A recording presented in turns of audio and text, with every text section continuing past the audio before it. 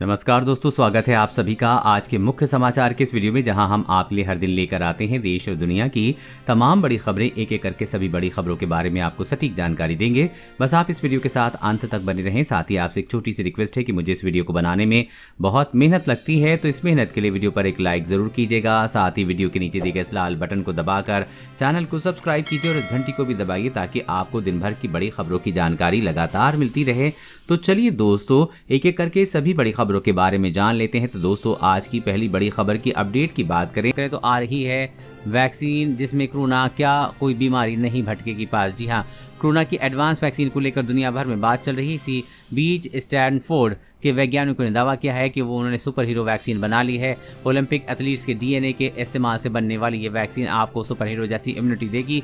Vaccine पर काम कर रहे प्रोफेसर का दावा है कि एक बार इसे लगा लेने के बाद इंसान की मौत से टॉप 3 कारणों से उसे सुरक्षा मिलेगी। सुपर हीरो वैक्सीन इंसान को दिल की बीमारी, स्ट्रोक और अल्जाइमर से तो बचाएगी ही, लीवर की बीमारियों पर भी वैक्सीन कारगर होगी। यानी कि जब तक आप जिंदा रहेंगे आपको कोई भी ऐसी बीमारी नहीं होगी जिससे कि आपके शरीर को लंबे वक्त तक लड़ना पड़े। कोरोना वायरस जैसे घातक बैक्टीरिया के शरीर से म्यूटेट होने पर भी वैक्सीन के जरिए लगाम लगाई जा सकेगी। सीधे शब्दों में कहें तो ये वैक्सीन इंसान को लंबी जिंदगी जीने में मदद करेगी और बुढ़ापे तक उसे किसी जानलेवा बीमारी का खतरा नहीं होगा। और अगली बड़ी खबर की बात करें तो यूपी में नए जनसंख्या कानून का मसौदा तैयार। एक बच्चे वालों को फायदा ही फायदा, 2 से अधिक पर सजा। जी हाँ, उत्तर प्रदेश की सरकार नई जनसंख्या नीति लाने की तैयारी में है। नए जनसंख्या नियंत्रण कानून को लेकर ड्राफ्ट तैयार कर लिया गया है। प्रस्तावित कानून के तहत 2 से अधिक बच्चों के पिता को किसी भी सरकारी सब्सिडी या किसी कल्याणकारी योजना का लाभ नहीं मिलेगा। इसके अलावा ऐसे व्यक्ति किसी सरकारी नौकरी के लिए भी आवेदन नहीं कर सकता। साथ ही नए मसौदे में यह भी कहा गया है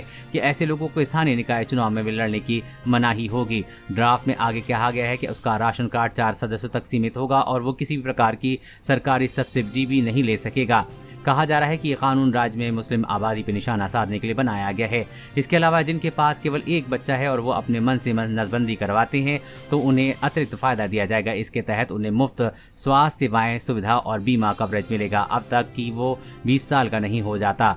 स्नातक स्तर तक निःशुल्क शिक्षा, बालिकाओं के मामले में उच्चतर शिक्षा के लिए छात्रवृत्ति और सरकारी नौकरियों में वरीयता दी जाएगी।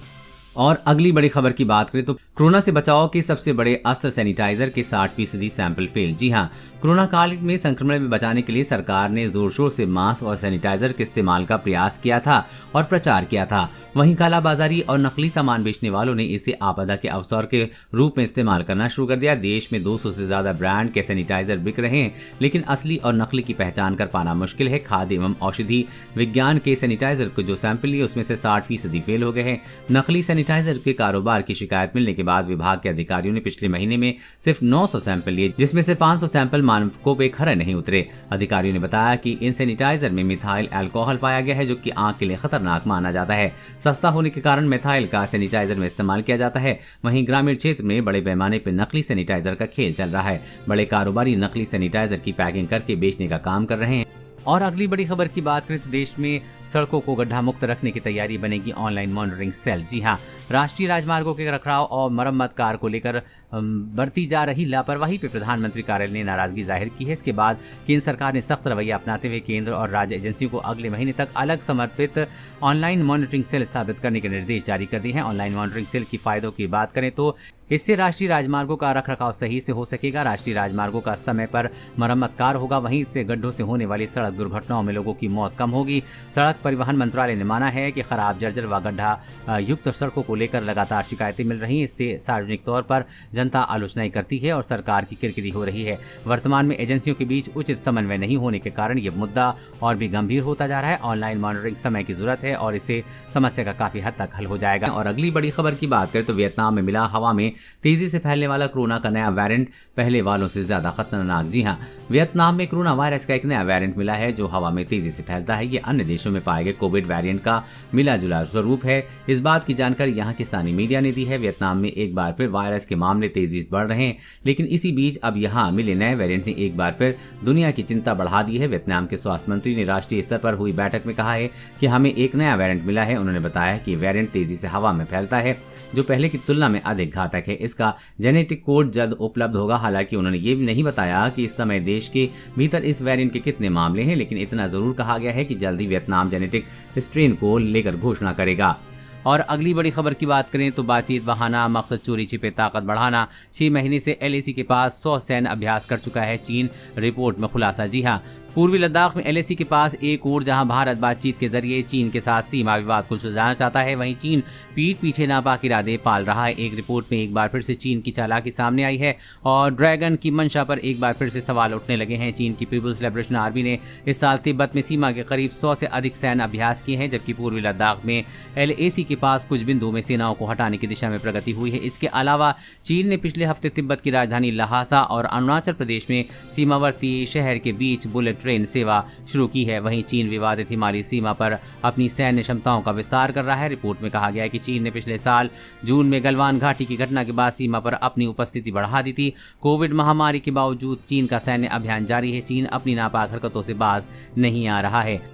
और अगली बड़ी खबर की बात करें तो SBI ग्राहकों के लिए खुशखबरी, अब नॉन मेट्रो शहरों के ATM में जितना मर्जी करो विड्रॉल नहीं लगेगा कोई चार्ज। जी हां, देश का सबसे बड़ा सरकारी bank state bank of India इस महामारी में अपने सभी ग्राहकों को भरपूर सुविधाएं दे रहा है। बैंक ने नए नियम लागू कर दिए हैं जिसमें ग्राहकों द्वारा एक दिन में कैश निकालने की सीमा को बढ़ा दिया गया है। SBI के नियमों के अनुसार ग्राहक अपने नजदीकी ब्रांच में जाकर अपने अकाउंट से 25,000 रुपए तक रोज निकाल सकेंगे। इस प्रक्रिया को करने के लिए बैंक में आपको विड्रॉल फॉर्म भरना होगा जो बैंक में ही आपको मिल जाएगा। वहीं SBI एक महीने में अपनी सेविंग अकाउंट ग्राहकों को 8 मुफ्त लेन देन की सुविधा देता है। इसमें 5 SBI ATM और 3 दूसरे बैंक के ATM की ट्रांजैक्शन शामिल हैं। इसके अलावा नॉन मेट्रो शहरों में 10 फ्री ATM ट्रांजैक्शन की सुविधा मिलती है। इसमें 5 लेन देन SBI की ओर से किए जाते हैं जबकि 5 दूसरे बैंकों के ATM से करने की छूट है। लेकिन अब SBI ग्राहक नॉन मेट्रो शहरों के ATM से जितने मर्जी विड्रॉ कर सकते हैं। ग्राहकों को अब कोई भी एक्स्ट्रा चार्ज नहीं देना होगा। और अगली बड़ी खबर की बात तो डबल म्यूटेंट डेल्टा वेरिएंट से कई गुना ज्यादा घातक हो सकता है लैम्बडा, ये बातें बढ़ती हैं चिंता। जी हाँ, कोरोना वायरस संकट के बीच नई चुनौती लैम्बडा वेरिएंट की दस्तक हुई है। हालांकि इस पर अभी और स्टडी की जानी बाकी है, लेकिन विश्व स्वास्थ्य संगठन यानी कि WHO की तरफ से मिली चेतावनी डराने वाली है। संगठन के प्रमुख ने लैम्बडा की तुलना दुनिया भर में कहर मचा रहे डेल्टा वेरिएंट से की है। एक रिपोर्ट में बताया गया है कि वेरिएंट दुनिया के 31 देशों में फैल चुका है। पहले ही डेल्टा वेरिएंट का सामना कर रही दुनिया में लैम्बडा के तेजी से बढ़ने वाले मामले मुश्किलों में इजाफा करेंगे। WHO का डेटा बताता है कि पेरू में मई जून में मिले 82% मामलों का कारण लैम्बडा वेरिएंट था, जबकि इसी दौरान चिली से 32% मामले इस वेरिएंट के थे। अर्जेंटीना में कोरोना के इस रूप के 37% मामले सामने आए थे। WHO ने कहा है कि म्यूटेशन के चलते इस वेरिएंट में फैलने की ज्यादा शक्ति और टीका प्रतिरोध में इजाफा हो सकता है। इसके अलावा ये शरीर की इम्यून प्रतिक्रिया को भी चकमा दे सकता है। और अगली बड़ी खबर की बात करें, सरकार का बड़ा कदम, अब पेट्रोल डीजल नहीं बल्कि फ्लेक्सी फ्यूल से चलेगी गाड़ियां। जी हां, पेट्रोल डीजल की बढ़ती कीमतों से निजात पाने की दिशा में भारत सरकार ने बड़ा कदम उठाया है। देश में जल्द ही पेट्रोल डीजल नहीं बल्कि एथेनॉल पर गाड़ियां दौड़ने वाली हैं। एथेनॉल आधारित गाड़ियों यानी कि फ्लेक्सी वाहनों को जल्द हकीकत बनाने के लिए सरकार तैयारी कर रही है। सड़क परिवहन मंत्रालय ने फ्लेक्सी फ्यूल वाहनों के लिए ड्राफ्ट नोटिफिकेशन भी जारी कर दिया है। सरकार अब वाहन निर्माताओं को प्रोत्साहित कर रही है कि वो आगे आएं और फ्लेक्सी फ्यूल वाहन बनाएं। आखिर क्यों है मोदी सरकार का फ्लेक्सी फ्यूल वाहनों को जोर? और आपको बता दें कि देश में मक्का, चीनी और गेहूं का उत्पादन सरप्लस है। स्थितियों में ये है कि सरप्लस उत्पादन को गोदामों में रखने की जगह भी नहीं है। इस दिक्कत के सल्यूशन तलाशते हुए सरकार ने फैसला लिया है कि खाद्यान्न और गन्ने का उपयोग करके एथेनॉल बनाया जाए। एथेनॉल का इस्तेमाल वाहनों को चलाने में किया जाएगा। इस कदम से कच्चे तेल का आयात कम होगा और साथ ही सरप्लस खाद्यान्न की समस्या का भी हल निकल जाएगा। इस ईंधन की कीमत 60 से 62 प्रति लीटर होगी। और अगली बड़ी खबर की बात करें तो वुहान की लैब से निकला था कोरोना वायरस, सबूतों से हुआ साफ। कोरोना वायरस अब चीन बुरी तरह से फंसता चला जा रहा है। पहले ये शक था कि महामारी फैलाने वाला ये वायरस चीन ने बनाया, लेकिन अब इसके पुख्ता सबूत सामने आ रहे हैं।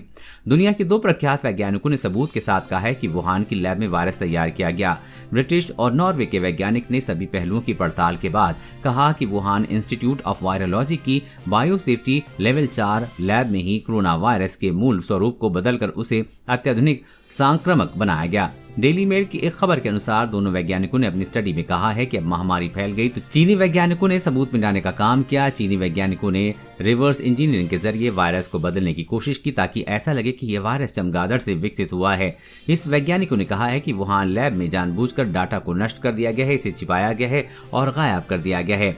जिन वैज्ञानिकों ने आवाज उठाई उन्हें चीन ने या तो चुप करा दिया है या फिर गायब करा दिया है। दोस्तों, आपकी इस पर क्या राय है, नीचे कमेंट करके जरूर बताइएगा। दोस्तों, आज की खबरों में बस इतना ही। इसी तरह हर रोज काम की खबरें जानने के लिए आप हमेशा हमारे साथ जुड़े रहें। हमारे साथ जुड़ने के लिए वीडियो के नीचे दिए गए इस लाल बटन को दबाएं और साथ ही इस घंटी को भी दबाइए ताकि आपको हर खबर की सटीक जानकारी मिल सके। जय हिंद, धन्यवाद।